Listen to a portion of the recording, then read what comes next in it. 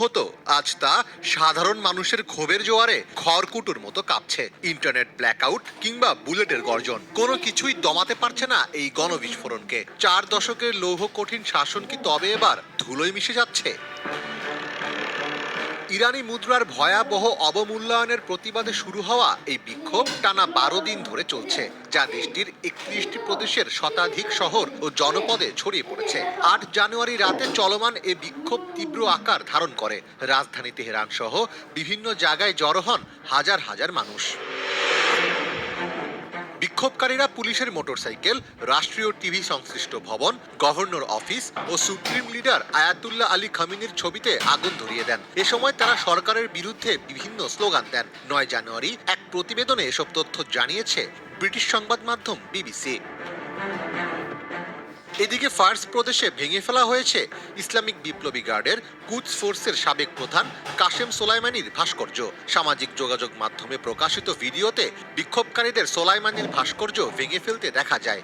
এছাড়াও দেশের বিভিন্ন জায়গায় রাষ্ট্রীয় স্থাপনায় আগুন ধরিয়ে দিয়েছে বিক্ষোভকারীরা। বৃহস্পতিবার রাতের পর দেশ জুড়ে ইন্টারনেট সংযোগ বিচ্ছিন্ন হয়ে যায় বলে জানিয়েছে ইন্টারনেট পর্যবেক্ষণ সংস্থা নেটব্লকস। অনেক জায়গায় মোবাইল ফোনের নেটওয়ার্কও পাওয়া যাচ্ছে না।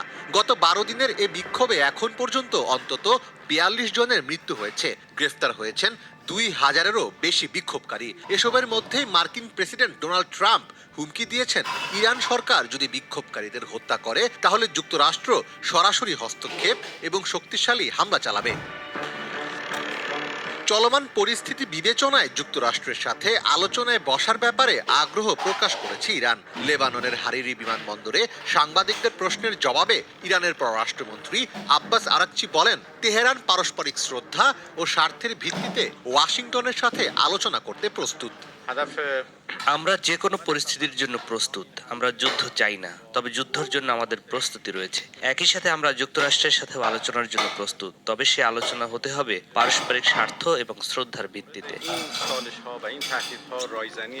ব্রিটিশ দৈনিক দ্য টাইমসের এক প্রতিবেদনে সম্প্রতি দাবি করা হয়েছে, বিক্ষোভ নিয়ন্ত্রণের বাইরে চলে গেলে ইরানের সর্বোচ্চ নেতা আয়াতুল্লাহ আলী খামিনি অল্প সংখ্যক সহযোগী ও পরিবারের সদস্যদের নিয়ে মস্কোতে চলে যাওয়ার একটি প্ল্যান বি প্রস্তুত রেখেছেন। প্রতিবেদনে বলা হয়, এই তথ্য একটি গোয়েন্দা প্রতিবেদনের ভিত্তিতে প্রকাশ করা হয়েছে। সেখানে উল্লেখ করা হয়, খামিনির ঘনিষ্ঠ মহল তার ছেলে ও সম্ভাব্য উত্তরাধিকারী মোস্তফা খামিনি সহ কয়েকজনকে নিয়ে দেশ ছাড়ার প্রস্তুতি নেওয়া হচ্ছে এবং সেজন্য নগদ অর্থ ও সম্পদ জড়ো করা হচ্ছে।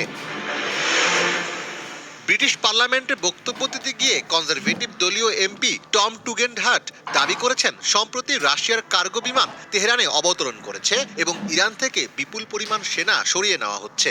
তার মতে এসব ঘটনা ইঙ্গিত দিচ্ছে ইরানের শীর্ষ নেতৃত্ব সম্ভবত পতন পরবর্তী পরিস্থিতির জন্য প্রস্তুতি নিচ্ছে।